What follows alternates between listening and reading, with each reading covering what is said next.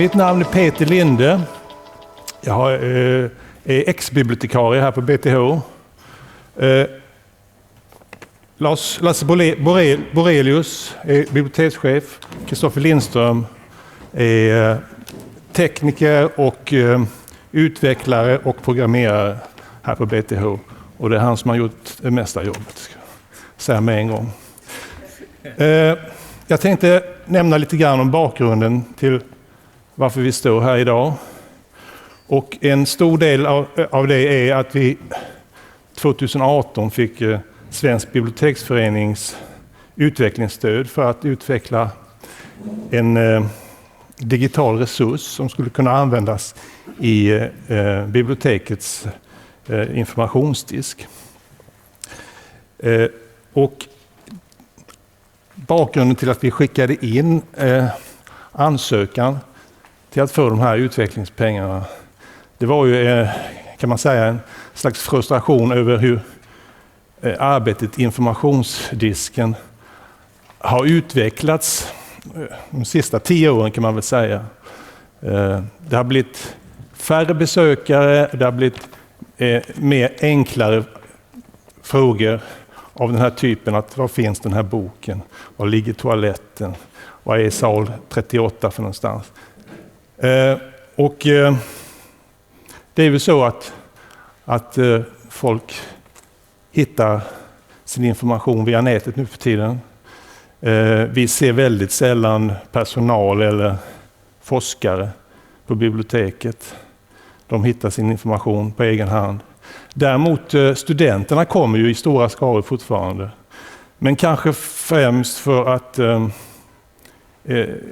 sitta och plugga på biblioteket, för det är en trevlig plats att göra det på. Vi har väldigt bra grupprum och sånt här. Men de behöver fortfarande en hel del, vad ska man säga, stöd för att navigera i bibliotekssystemen och i högskolans studierelaterade system. Förvånansvärt många vet ju inte ens vad en bibliotekskatalog är. Och det här med att skaffa lånekort och allt sånt. Det behövs fortfarande en hel del information för studenter vad det gäller sånt. Dessutom så är ju biblioteket sedan några år öppet mycket, mycket längre. Men utan någon personal som kan svara på frågor. Så vi gjorde en omvärldskoll för att se om det fanns några andra bibliotek runt om i världen som hade gjort någon sån här chatbot som kunde svara på enklare frågor i informationsdisken på bibliotek. Och det var väldigt få som vi hittade. En handfull kanske. Det fanns några i Amerika, det fanns några i England, Tyskland. Men samtliga var såna här hårdkodade mjukvaror där man hade hackat in svar på givna frågor. Så det var väl inte riktigt det som vi var ute efter.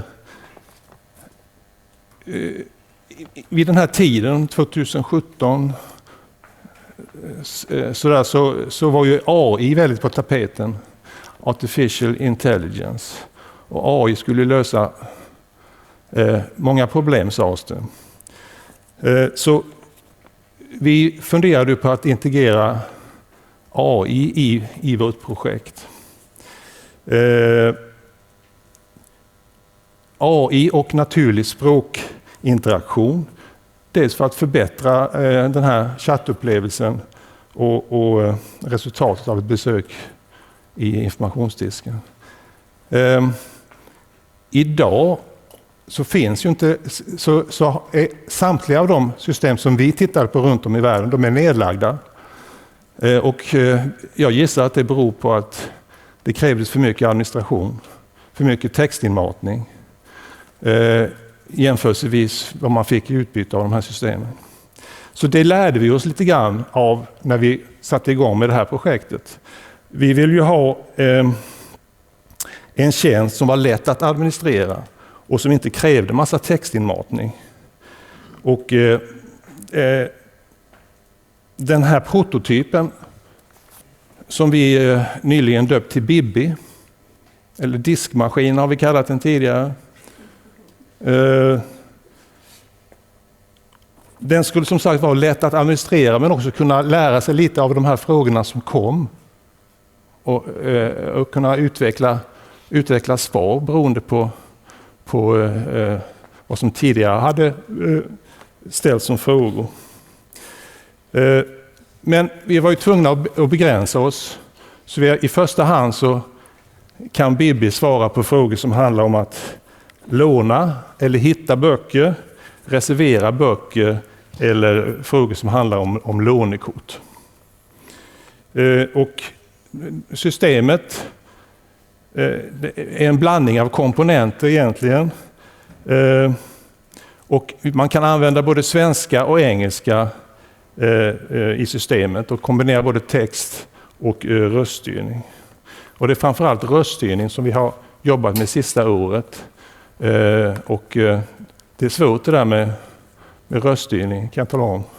Väldigt komplicerat faktiskt, mer än vi trodde.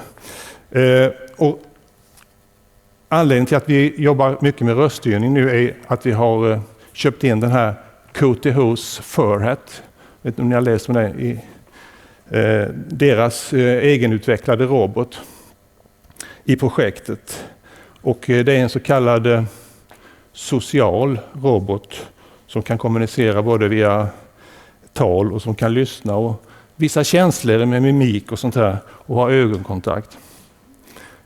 Och vi tänker demonstrera lite grann hur Bibi fungerar, men Kristoffer ska först gå igenom lite grann tekniken bakom det här. Hörs jag nu då? Ja. Ja, jag tänkte bara ta lite snabb och visa lite hur den fungerar innan vi drar igång den här. Vi kommer säkert tillbaka till det efteråt. Men som Peter sa där, det har ju varit en hel del utmaningar bara för att göra ganska enkla frågor. Och det beror ju på att det är så mycket delar som ska funka för att man ska förstå vad man säger. Det är ju bara en sak att förstå vad någon säger och försöka göra någon betydelse av det. Och sen så ska ju roboten dessutom liksom avläsa orden du säger och pratar. Och det är inte så lätt att översätta det liksom till... först är det då till text. Du säger någonting och så ska det översättas till text och sen ska det kanske översättas till andra språk. Och sen ska det försöka hitta en betydelse till det. Så jag har en bild där som jag tänkte visa som demonstrerar lite vad det är som händer här då.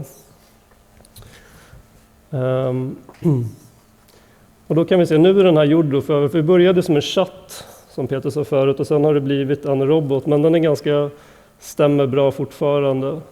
Och som ni ser är det ganska många delar här. Om vi tittar längst till vänster där så har vi användaren då i det här fallet och då kan man då helt enkelt börja en interaktion med roboten som är i mitten där då och vad du än säger till den här roboten så kommer den först att försöka gå och kolla då om det finns en Q&A-fråga kanske kopplat till det du säger. Den kommer bryta upp det du säger i flera delar dessutom. För det var en av de sakerna som vi ville jobba på, att det skulle vara naturligt att prata till den här roboten. Det ska inte vara den här liksom, du måste prata exakt så här och du måste säga det här och inte för mycket och inte för lite. Du får bara säga en sak i taget. Sådana saker vill vi försöka komma bort ifrån. Och just därför så har vi också med den här Microsoft Lewis Language Understanding. Och det är väl den AI-biten som finns med just nu. Och för er som inte vet vad det innebär då så är det är helt enkelt ett sätt att skicka in en text då till den och sen med hjälp av att vi har matat den med information då så kan den se då vad vill man säga? Vill du ha någonting eller vill du ha hjälp? Eller vill du hitta saker eller säga liksom, den tar ut intentionerna ur det du säger helt enkelt. Och vi kommer se det lite mer sen när vi demar. Sen har vi dessutom här, och då kan vi se då att den går till Library Discover Tool bland annat också. Vi går ju och söker då i Summon. Om man då gör en boksök då till exempel. Det var ett sätt att se här, kan vi integrera andra system i den här också så att det inte bara är ett isolerat system utan att den kan ut och hämta information och presentera. Och bara där alltså är det jättemycket mer saker då som, nu sa ju vi att vi hade den här boksöket och lånekortet till exempel, men att bara söka efter en bok, det är ju jätteavancerat. Dels ska du ju försöka hitta den boken du letar efter och så ska du kanske kunna bläddra och sånt där och svara ja och nej på massa frågor. Ja. Och det, som sagt, det var ju det som vi ville ha in här också, att man ska inte ha ett tangentbord med här heller, utan all interaktion sker via röst.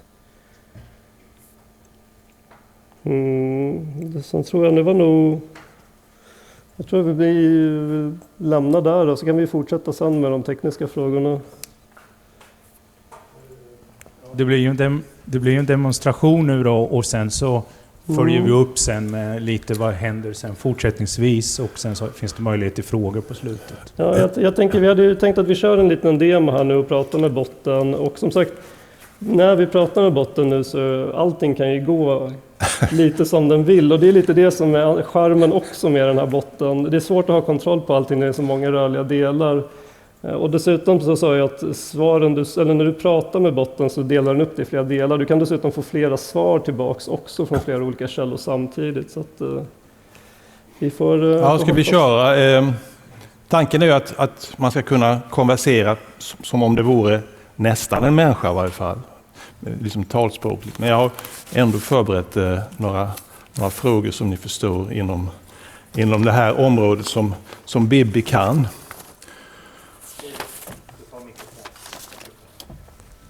Just det.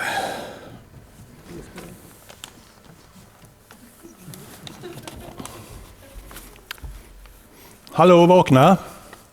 Det här ska jag prata. Vad kan jag hjälpa till med? Dig har jag aldrig sett förut. Vem är du? Jag är den nya bibliotekarien. Kan jag hjälpa till? Jaha. Vad heter du då? Jag heter Bibi. Det var ett fint namn.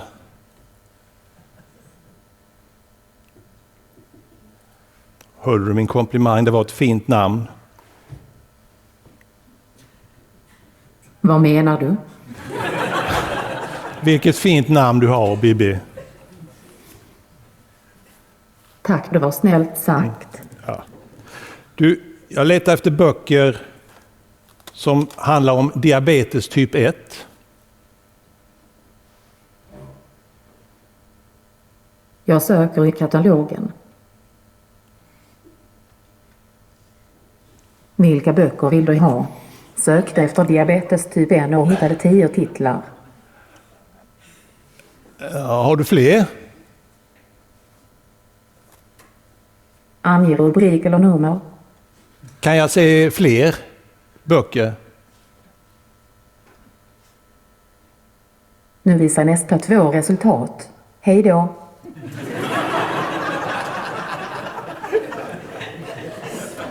Bibi, det där var inte meningen att du skulle göra.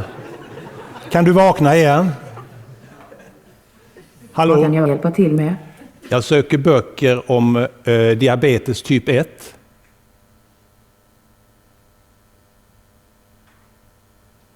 Jag söker i katalogen. Titta i ögonen nu, Peter. Vilka böcker vill du ha?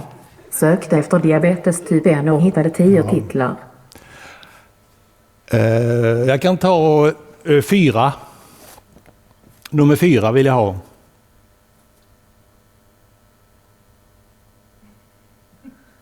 Hämta boken på hyllan 616.4. Vill du låna den? Ja, tack. Vem är du? Student eller lärare? Jag är student.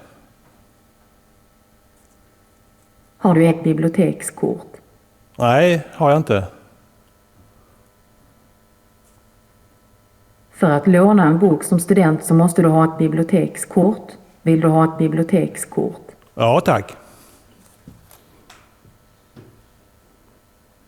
För att få ditt bibliotekskort kan du skanna denna QR-kod här.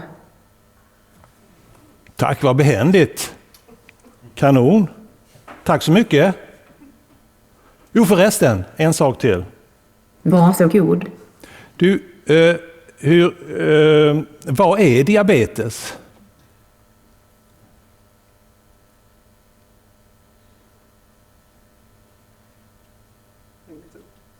Vad är diabetes? Diabetes mellitus definieras som en metabolisk störning som kännetecknas av onormalt höga blodsockernnivåer på grund av minskad produktion av insulin eller insulinresistens / desensibilisering. Precis vad jag trodde. Tack ska du ha.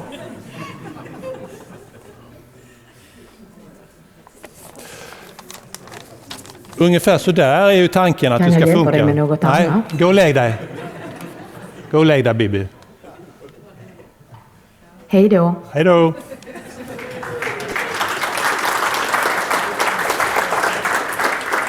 Ja, man får ha lite tålamod med Bibi, men vi jobbar ju på henne kan man säga.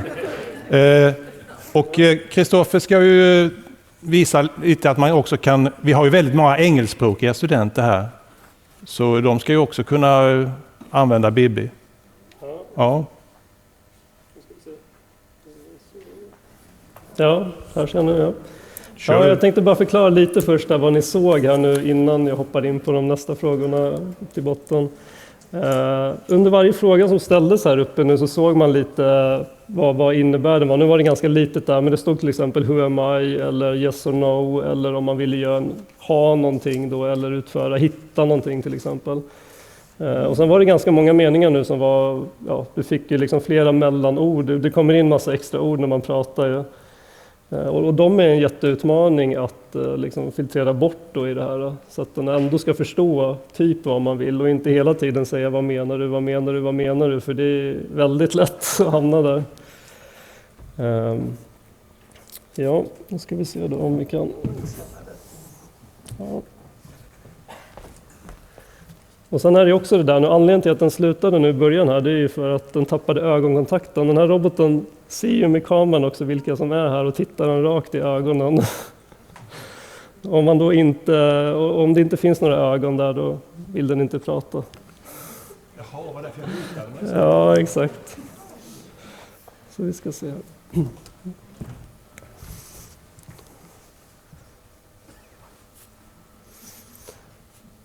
Hallå? Vad kan jag hjälpa till med? I would like to find some books.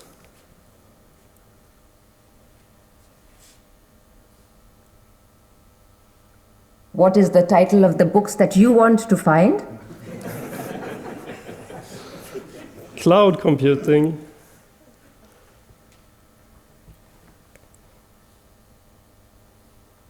I will search the catalog.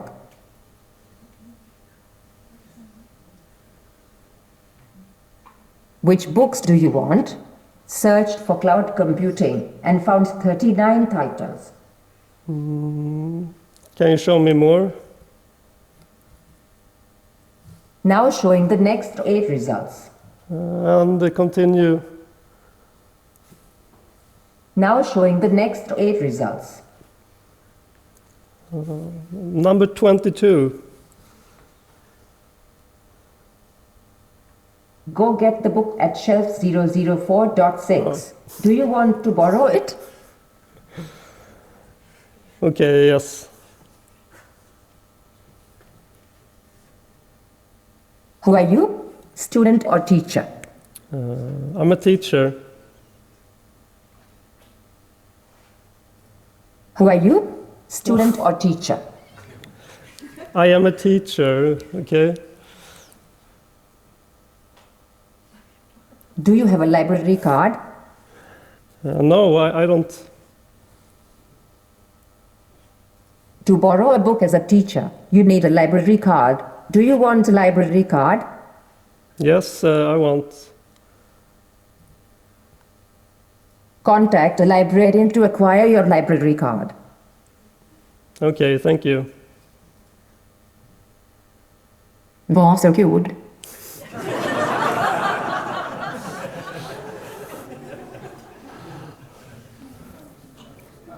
I'm a student here and I want to find some books.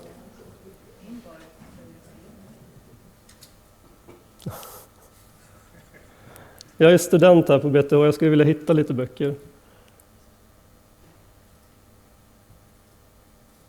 Vad är titeln på de böcker du vill hitta? Vargar.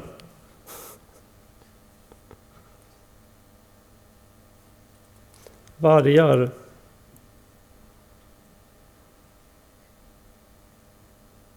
Jag söker i katalogen. Vilka böcker vill du ha?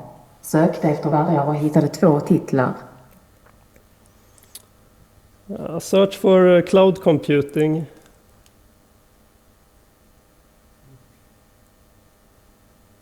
Ange rubrik eller nummer. Ja. Okej, avbryt. Jag hoppas att jag kan vara till hjälp. Can you say something funny?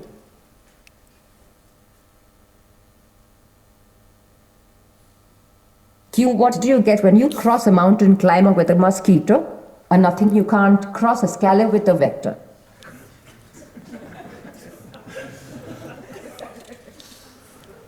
Okej, då. Vet du vad KOA är för något? Det är världens bästa katalogsystem och grundades av Sir Lin. Okej, ja men tack så mycket. Sa jag att jag var student förresten? Kan jag hjälpa dig med något annat? Ja, jag är lärare. Du har redan sagt att du var lärare. Ja, men jag är student menar jag. Ja, men vi fjärrlånar enbart till våra egna studenter och personal. Du sa att du var lärare, men du är student. Ja, det stämmer bra. Okej, du är student. Tack så mycket. Varsågod. Gå och lägg dig. Hej då. Ja. Nu fick ni en lite mer avancerad där kanske. Men det är lite det som är grejen här också, att det kan gå fram och tillbaka och man kan utföra nya sökningar om man krockar. Man såg ju där det här problemet, det har vi haft lite grann. Han ville ha boken 22, men det tolkade hon som 2. Mm. Så det gäller att vara riktigt till att 22, då hade hon nog klarat det.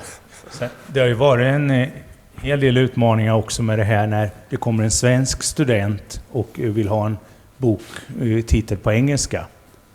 Och det är ju intressant, i början så fick vi den ju bara att läsa upp den engelska delen på svengelska.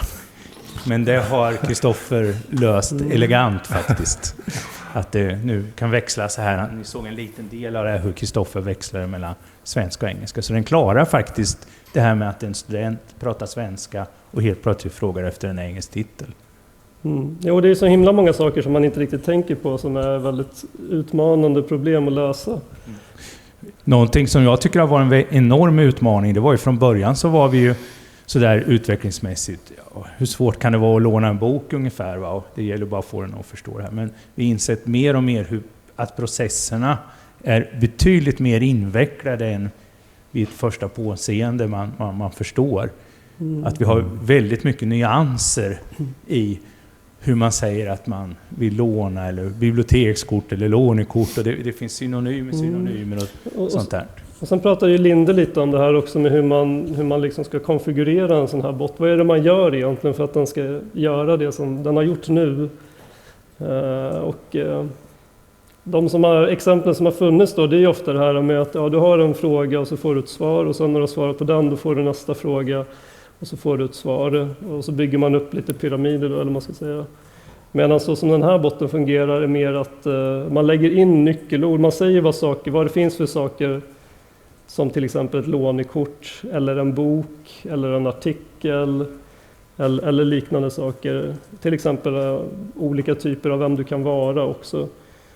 Och sen så har vi lagt in de här reglerna då för, typ så här säger vi när man förklarar att man är en student eller lärare då, till exempel. Det här, nu kan vi lägga in andra personer också här, och man kan säga det på helt andra sätt. Du måste inte säga precis jag är student. I en och samma mening kan du, som jag försökte säga där lite nu, så kan du säga då, hej jag är student här på BTH och jag vill hitta en bok då, till exempel. Eller jag är student och vill ha mitt lånekort. Eller jag är student och jag behöver ett lånekort. Då fixar den, då vet den redan att du är student. Då behöver den inte fråga dig det sen senare. Och det är lite det som det är en sånt dynamiskt flöde i det här. Alltså att det är ingen som ska bygga upp någon sorts, när du ställer den frågan så ska du få det här svaret. För det är ju jättemånga permutationer av frågor som kan komma och svar på dem. Så allt det byggs upp dynamiskt då. Och de andra reglerna som vi egentligen har satt upp här nu, det är ju att för att få låna en bok då så behöver du vara student eller lärare, och då per automatik så ställer ju då den här botten frågan, vem är du? Samma sak också då att du behöver ha ett lånekort då, eller du behöver vara, för att få ett lånekort så behöver du vara student eller lärare, och för att låna en bok så behöver du ha ett lånekort. Då har den liksom byggt upp de frågorna som den behöver ställa då. Och det är ju lite experiment för det här. Jag menar, det kanske inte är den bästa lösningen, men det är ju väldigt lätt att ändra då. Om du behöver lägga till fler frågor eller behöver ha fler krav, då kommer den ställa det om det behöver det. Samma sak nu, om vi lånar 2 böcker på en gång efter varandra eller gör sökningar, då kommer den inte fråga dig nästa gång det den redan vet. Och det demonstrerar ju det att den höll reda på att du var lärare i det fallet, och nu vill du byta till att du helt plötsligt var student. Och det gör det liksom lite, det här med att prata till den som det vore en människa blir helt plötsligt mycket lättare, och det blir liksom, man vet inte heller riktigt vilket svar man får tillbaks. Det på något sätt gör det lite intressant också. Så här. Sen alltså vår förhoppning är ju då att genom att jobba igenom några kanske ganska enkla frågeställningar så här, så vet vi att systemet fungerar, och då blir det inte särskilt svårt att lägga in så att säga andra frågeställningar som den hanterar på ett bra sätt. Mm. Sen vet jag inte, demonstrerar det här att den, du lite grann demonstrerar det att man kan ju ställa nästan vilken fråga som helst till den, och då kopplar den ju om till andra system så att säga. Jag kommer inte ihåg vad det var du frågade efter, det var något. Ja, men vi frågade ju bland annat lite om vädret, och gjorde ju förut då, sen frågade vi om ett skämt till exempel, och då är det ju, nu går den ju till Wolfram Alpha och gör det. Och det i sig är ju en ganska enkel sak, den går dit, men sen när vi blandar ihop kanske 3 andra ställen den ska hämta data från också, då ska ju den någonstans välja vilka svar ska jag ge tillbaka här. Så den delen är ju väldigt omfattande att ställa, alltså typ vad är det för väder i Karlskrona, eller hur många bor det där och där, det går ju att ställa. Ja, den är väldigt stabil tycker jag, den delen. Och det är bara ett tecken på att vi kan lägga in mer saker då av den typen som sagt. Och det gör det lite mer intressant att prata till den då. Man kan få svar som man inte alls förväntar sig. Ja, har ni några frågor så kan... Skulle vi ta fortsättningen först? Eller? Ja, förlåt. Okej. Vi har lite, ni ska strax få komma in med frågor om ni vill. Men, låter de den där? Nej. Okej. Jag ska berätta lite om fortsättningen. Vad gör vi nu? Ja, vi har ju hållit på nu några år, och det är klart att pandemin ställer till det för oss och så där. Och likaså så har ju det här har gjorts inom ramen för Peters vanliga jobb och Kristoffers större delen vanliga jobb och så. Den där finansieringen tog slut ganska snabbt. Och vi har haft lite särskilda utvecklingspengar då av BTH för det här då som vi gör då. Men det är klart att vi vill ju gå vidare. Vi vill hitta fortsatt finansiering. Vi vill hitta nya idéer. Vi vill hitta samarbetspartners som är intresserade av att jobba med det här. Och kanske studenter som kan hjälpa oss om det är så då, eller någon institution här som är intresserad av att jobba vidare. Så det finns ganska mycket, man brukar säga, utvecklingspotential i det här. Och vi räknar med att hålla på. Och vi hoppas ju kunna få fram det här som något slags system som andra bibliotek kan använda och ha nytta av. Men det är inte imorgon. Nej, då är man nog någon annanstans. Och det här är ju den första presentationen för en lite större publik som vi gör. Och vi hoppas ju kunna presentera det på andra ställen, vid andra tillfällen eller konferenser och så. Och så jobbar vi vidare. Det är lite roligt med dig, Kristoffer, för från början så var du student här på BTH. Och om inte jag missminner mig så var det någon lärare som sa till mig: jag har en kille där, Kristoffer, han är så duktig, det är ju spelprogrammering du har läst ju. Och, Exakt, har du ingenting åt honom att göra, så pratar du och jag då. Sen har han liksom ramlat in i biblioteksdelarna och till slut så var anställd första varvet var det väl på biblioteket? På timmar tror jag. På timmar. Och sen så har jobbar Kristoffer nu på IT-avdelningen här då så småningom. Och vi hoppas vi ska kunna knyta dig till fortsatt hårt till den här utvecklingen.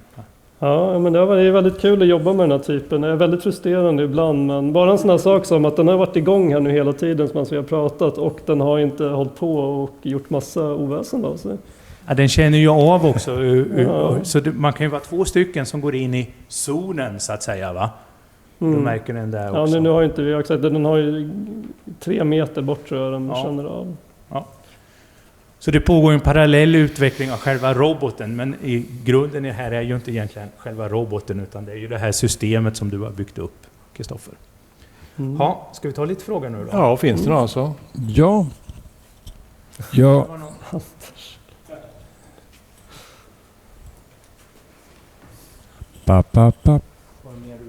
Det verkar inte funka, så du får ropa högt.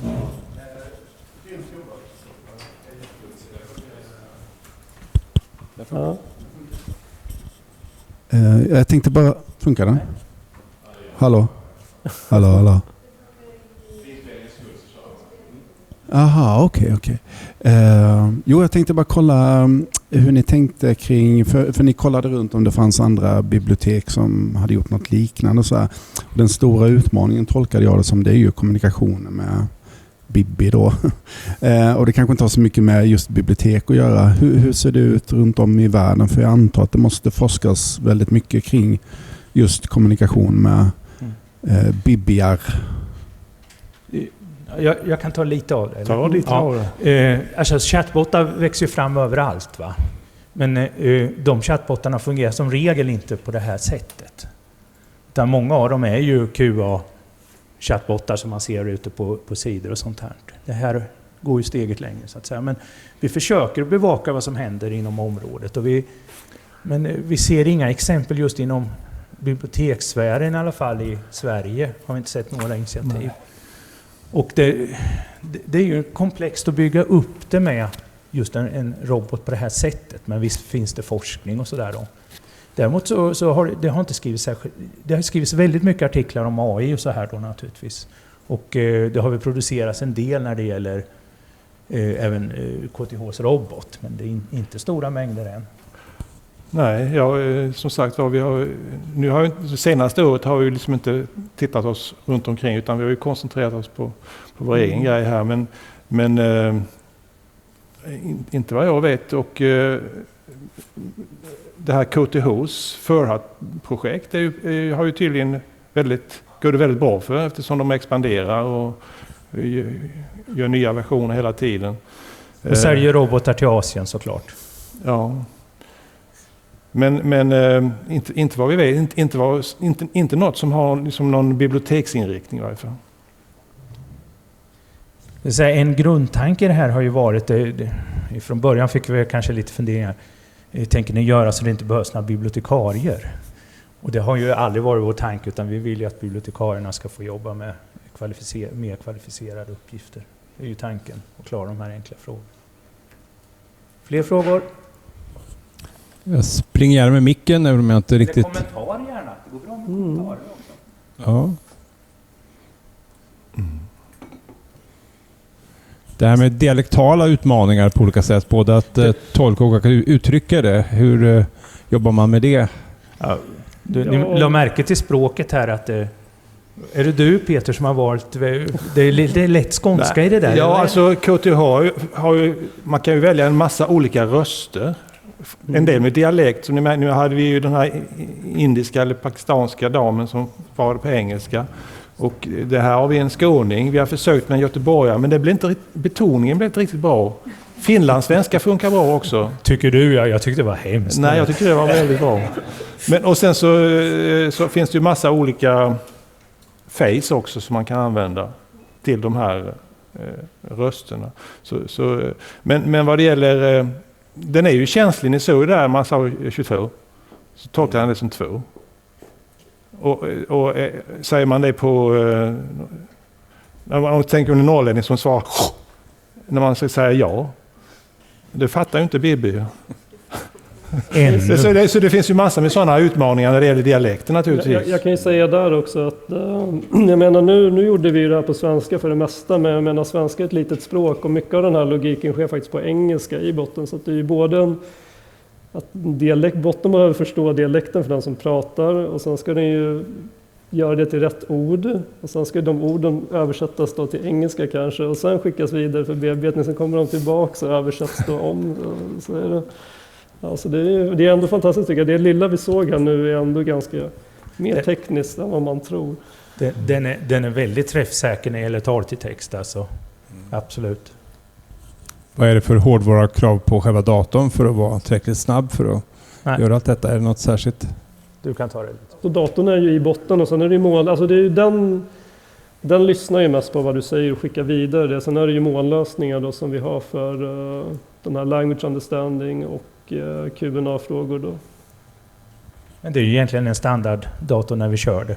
Ja, alltså kör man den här så behöver man inga speciella datorer, och dessutom så som den funkar nu, för att det inte tar för lång tid, för om vi säger att du ställer en fråga då som kanske har ett och emellan då, eller något komma då om du chattar till den, så är det ju 2 frågor som ska gå igenom alla processer i princip och sen sättas ihop, och varje fråga har ju 4-5 olika ställen som ska gå till, så lagrar vi också svaren tillfälligt då, så att allting görs ju inte hela tiden dynamiskt, utan om någon har sagt samma sak 2 gånger så kommer den ju få samma svar då, utan att behöva gå igenom allting. Så man får rätt snabba svar nu ändå tycker jag.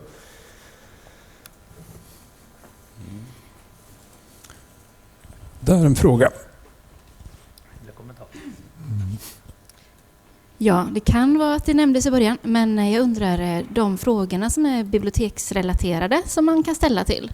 Jag kan tänka mig att man kanske kan fråga om öppettider och så. Men är det en databas i bakgrunden där man har lagt in de eventuella frågorna och svaren? Eller söker den på bibliotekets webbsida för att hitta svaren, funderade jag på. Det var spännande att du sa det. Det var en av de första frågorna som vi hade, det här med öppettider liksom. Men bara den frågan är jättekomplex, för det kanske man har olika öppettider på olika delar av biblioteket också helt plötsligt. Så att om den bara helt självlärt skulle hitta en öppettid är ju jättesvårt. Ja, det är ju någonting som man skulle vilja kanske göra, men det är också, det kommer man in på där. Är det lättare att göra det då, att den själv ska söka upp om du ger någon länk då, eller om att det är lättare att du bara matar in öppettiderna, för det kan ju också bli fel med den andra, så ska man justera det och så. Så den frågan har vi faktiskt inte med just där. Vad är det för öppettider? Även om den låter väldigt enkel, så av den anledningen. Men vi har ju en rad med sådana här Q&A-frågor som till exempel jag studerar på distans, kan jag låna på biblioteket? Om man ställer den frågan så kan botten Bibi svara på det. Ja. Och det kommer inte att märkas och vilken väg den går. Nej. Utan den svarar på frågan så att säga. Utan det är ju som du säger, den har ju olika källor för att hantera frågor. Så vi har gjort en del sådana här Q&A-frågor runt som vi vet är rätt så vanliga. Jag har förlorat min PIN-kod, eller vad är PIN-kod och sånt där, så kan ni ge ett hyfsat svar. Men som sagt, vi har koncentrerat oss på just det här med utlån och hitta böcker i katalogen och sånt där, och reservera böcker och lånekort, eftersom jag fick från er en lista över chattsamtal under senaste året och på frågorna som hade ställts, och så är ungefär 30-35% av de frågorna handlade just om att låna böcker, lånekort och sånt här. Va? Så den biten är ju rätt så stor i informationsdisken. En sak där jag kan tillägga också, nu ställde vi inte allt för många frågor här för att det tar rätt lång tid att sitta och gå igenom det. Jag tror vi har nästan 50-60 Q&A-frågor har vi nog lagt in i varje fall. Och det som är lite kul med det här också, det är ju att om du ställer en fråga då som har med information om lånekort och kanske till exempel, du säger inte att du vill ha ett lånekort, men då kommer ju först få tillbaka då svaret där då från Q&A-frågan och sen efteråt så gör ju botten en uppföljningsfråga då kanske frågar om du vill ha ett lånekort. Och det är ingenting som vi har lagt in själva då, utan då har ju den tyckt det var matchande att lägga in den. Liksom. Den lär sig. Ja, så du får ju, det blir lite kul då för att då får du ju nästan 3 olika svar bara på att vi har lagt in möjligheten att få ett lånekort och ett Q&A-svar. Till och med Kristoffer brukar bli förvånad ibland vad det kommer för svar. Det hade jag inte förväntat mig, eller hur vet den det? Och det är ju lite skrämmande. Men samtidigt så måste det nästan bli så. Om man inte sätter exakt vad de ska säga hela tiden, ja då kommer man ju hamna där. Vi har en fråga där nere, tror jag. Ja, och frågan är egentligen just väldigt nära det ni pratar om. Hur lär sig Bibi? För vad jag har märkt så ställer hon inte såna här bekräftelsefrågor. Är du nöjd med svaret? Eller var det det du ville veta? Utan på något sätt, ja, hur gör hon progress? Jag svarar på direkt att Bibi lär sig inte medan man pratar till den här. Och det är någonting, eller language understandingen lägger in det i allt som vi säger till den skickas ju upp dit och då hamnar det som vi kan lägga in senare, men aktivt så kommer den inte göra det. Och det var en av de sakerna också som vi gick bort ifrån ganska tidigt, för att det är så himla svårt att få rätt data tillbaks där. Då måste man ju på något sätt veta att den som säger att det var en bra fråga faktiskt visste att det var en bra fråga, och man behöver ha kanske tusentals personer att testa på egentligen om man ska nå dit. Så därför var vår plan att först försöka bygga in ett system som är lite dynamiskt och bygger upp frågorna själva, och sen när man liksom vet då, ungefär hur vill vi att den här botten ska funka, då kan man börja tänka på att lägga in lite mer att den ska lära sig själv. Så att nu är vi skulle kunna jobba mot att den kan lära sig själv nu, för att den har en grundläggande struktur liksom, på hur bibliotek funkar. Jag har en fråga om har arbetet med roboten påverkar ert vanliga biblioteksarbete? Att ni har upptäckt att saker är för komplicerade, till exempel att skaffa lånekort? Ja, det vet jag inte. Det är klart att åtminstone vi har ju förstått att sakerna är lite mer komplicerade än man först kan tro. Ja, men just det här med att man sitter i informationsdisken så tolkar man ju hela tiden personen genom att titta på den och se hur den uppför sig,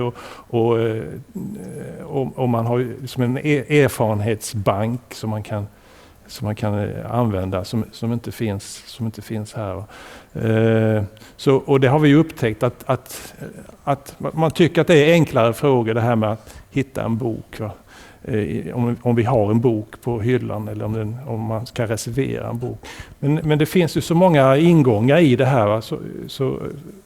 Så vi har ju upptäckt att det här var svårare än vi hade tänkt, men samtidigt mycket mer utmanande och roligt också att jobba med.